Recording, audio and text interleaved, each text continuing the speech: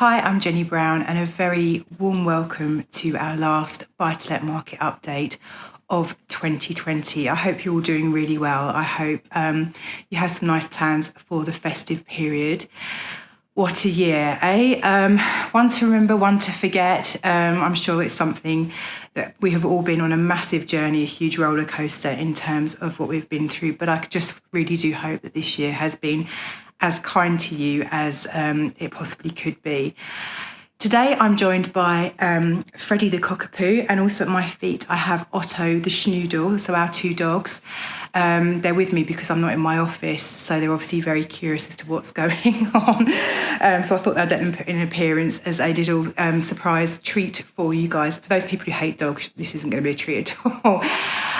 So today we're just going to have a little look back at 2020, just run through some of the things that the buy-to-let market has seen, and also just give you some thoughts for what we see coming up in 2021. And I'm going to keep it really quick, actually, because I'm sure you guys have got mulled wine to drink and mince pies to go and scoff. So, yeah, just a quick run through, and then that's us done for the year.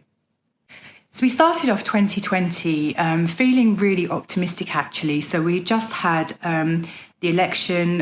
It was quite clear that we were going to be leaving the European Union. That in itself is quite ironic in retrospect.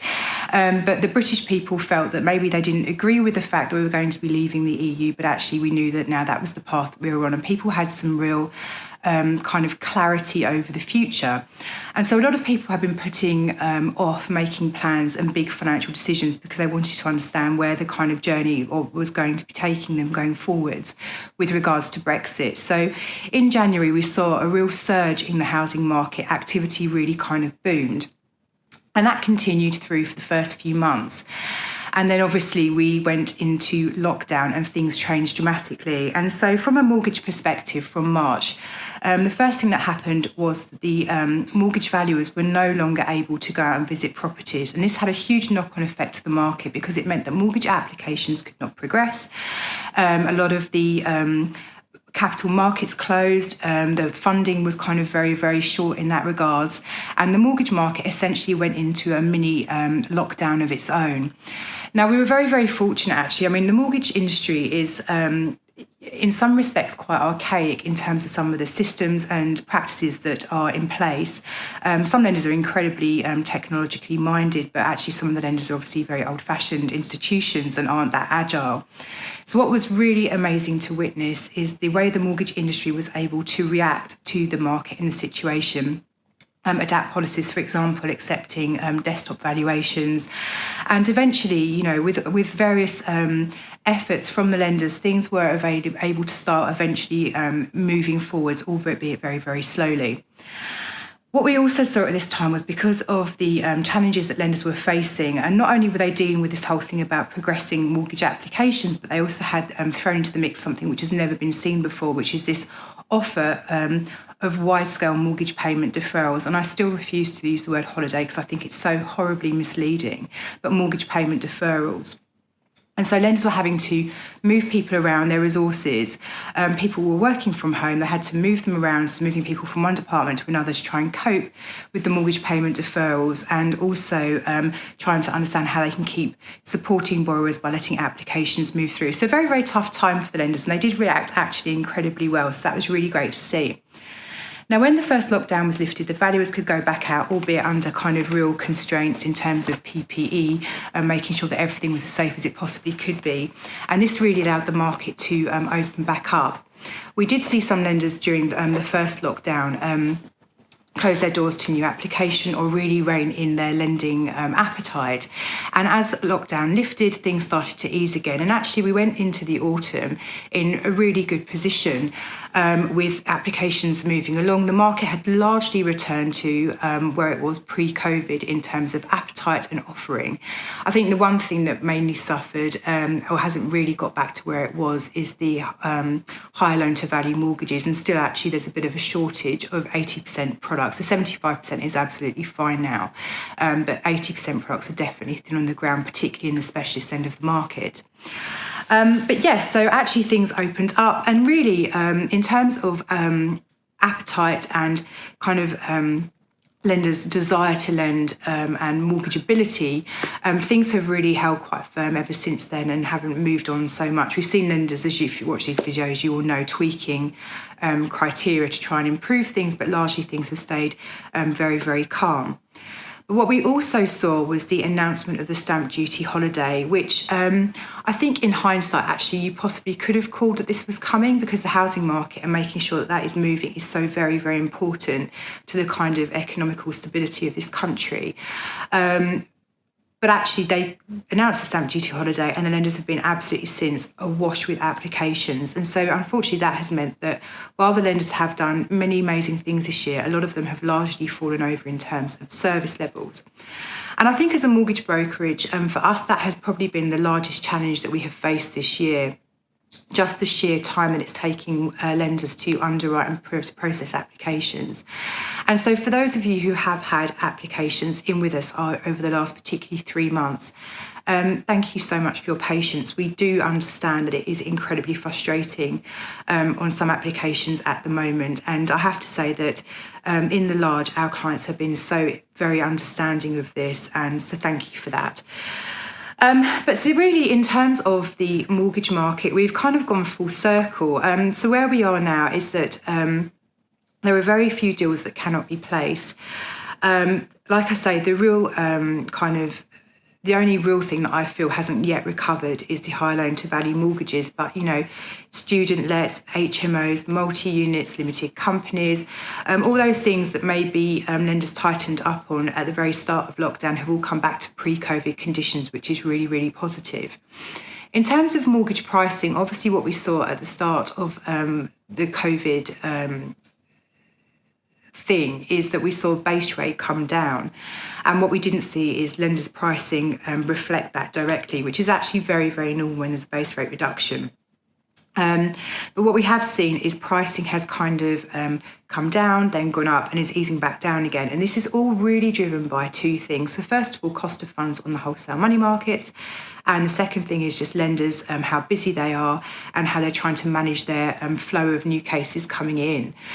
So rates have kind of gone up and down, and they're actually on more of a downward trajectory now as the new applications start to slow, and lenders are eyeballing 2021 and thinking, well, hang on, we still need to get the business in through the door.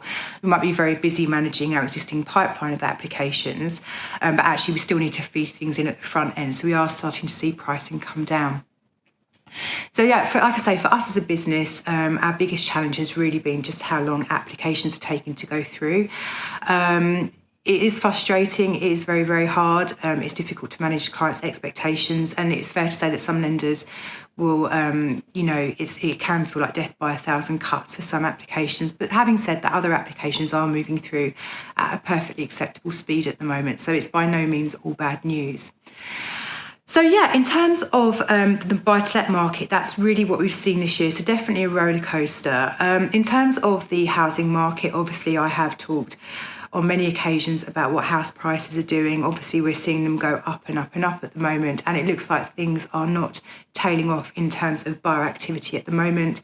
I was reading some reports before I started to film this, and actually things are still holding very firm in December. So that's going to be largely driven by two things this year. It's going to be people's requirements in terms of housing needs, so wanting another bedroom to use as an office, to move out of more city locations, moving to green spaces, but also the stamp duty holiday is obviously driving things in terms of decision making too. Now, in terms of the stamp duty piece, there's a couple of things just to talk about here briefly. So first of all, there is a huge amount of backlog in terms of transactions which people want to complete before the stamp duty holiday ends. The number that I've seen cited is around 250,000 purchase transactions are now in the queue to go through before then. So obviously people are very busy. We have had news of solicitors simply closing their doors to new new instructions. And also there are some local authorities who are really struggling in terms of searches and returning them in a timely fashion. So things are kind of hotting up in terms of the pressure to get things through. So if you are thinking about doing or buying a property before the stamp duty holiday, please do not leave it until the middle of February, okay? You're just going to cause yourself, a huge amount of stress and possibly a load of disappointment as well. So please don't do that. If you are thinking about investing, really you are the absolute wire in terms of timeframes already. So please expedite that decision. Also, the stamp duty news that came out yesterday, actually, which was a bit of a surprise, was that Wales have, and this is only Wales, have decided to increase the surcharge for second homes and buy-to-let properties. So they're now charging a surcharge of 4% rather than the 3% that we have seen so far. Now, one of the things that we have been asked by many clients already is, do we think this is going to be replicated in England? Now, I think it's no secret that obviously COVID has been an incredibly expensive thing for the government. And so there's a huge amount of debt that's been accrued and they have to somehow pay that back. And obviously tax is the way that governments would look to raise the money to repay that debt. And we've talked before about the various things that are being considered by the government at the moment. So the capital gains tax is clearly under review, PPR, primary principal residence relief, where when you sell your own home, you don't pay any capital gains tax. That's under review. Our school of thought is very much that we're expecting the English government or the English tax system to be raising money using capital gains rather than increasing the stamp duty. Having said that, I did read a report recently where they were people are championing the continuation of the kind of current stamp duty holiday arrangement, possibly dropping the threshold down from 500,000 to around 350,000, 400,000 pounds. And so there is maybe a school of thought where they would continue with that. So there's a kind of tax break there, but they would then increase the stamp duty surcharge on the second homes and buy-to-lets. But nothing's been announced yet. So I think it really is one to just kind of keep your eye on for the future. So there you go. That's 2020 in a nutshell in terms of what we have seen. A challenging year to say the least. In terms of what I'm expecting to see in 2021, I think there will be a rush of new people looking to sneak in and acquire something before the stamp duty holiday deadline comes into force. We saw this last time around that there was a stamp duty change. I'm expecting to see a little sudden last minute flurry of activity. But after that, we do expect the housing market to go quiet for a period of time, which is to be expected. In terms of the kind of longer situation, I think that actually, things will start to recover. I was reading a report by the Halifax just this morning, and they were saying that actually what they're expecting to see is, with the housing market, purchase market going quieter, a reduction of prices between 2 and 5%, which is way better actually than what we have seen predicted previously, where people were sort of saying the market was going to tank and expect 15 to 20% to be wiped off your property value. That's really unlikely to happen. One thing actually just to say, when we talk about price reductions of between 2 and 5%, this is on the current value, not the pre-stamp duty holiday value. So actually, given that house prices are so much higher than they were pre the stamp duty announcement, even if they did drop by 5%, generally speaking across most regions, you would still be therefore with a property that is of a higher value than pre the stamp duty announcements. So what I expect to happen in terms of buyer activities, things will go a little bit quiet, and then actually people will just resume business as normal. People still need to move house. Landlords still want to invest. I know that there are some of our landlord clients who at the moment are saying, well, I'm just going to wait and see how the market goes before I kind of jump into another investment. And I think that's absolutely, a sensible thing to do. Likewise, those people who are finding properties which make really good sense for them right now, they're going into acquire, and I think that's also a really good decision. I think actually when you're looking at property investment, you need to look at the thing as a long-term investment rather than, am I going to see a few £1,000s, increase or decrease on the property value in the short term. I think anyone who invests in that very kind of quick buck mindset is probably destined to have some problems down the line. So yes, investors will continue investing. We expect rental yields to continue to increase next year. There is still a housing shortage, that's not going away.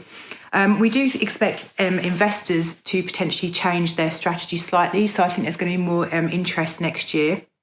And we're already seeing this in terms of the kind of Google Analytics that I referred to last week.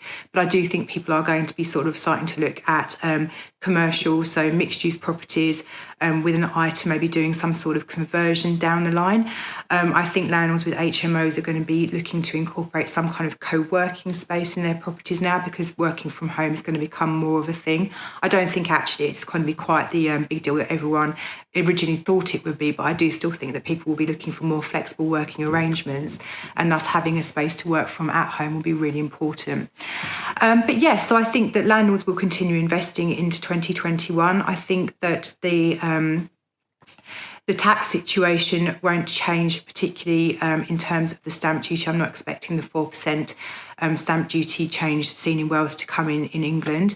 But what we are expecting is there to be some changes on capital gains tax. The severity of this, I think, is really where the jury is out. So we'll just have to wait and see how that actually lands. I'm not expecting a huge amount of change from the lenders. There will be some broadening of criteria as lenders see the purchase market slow down, as they look to seek to attract new business by opening their doors to more types of applications.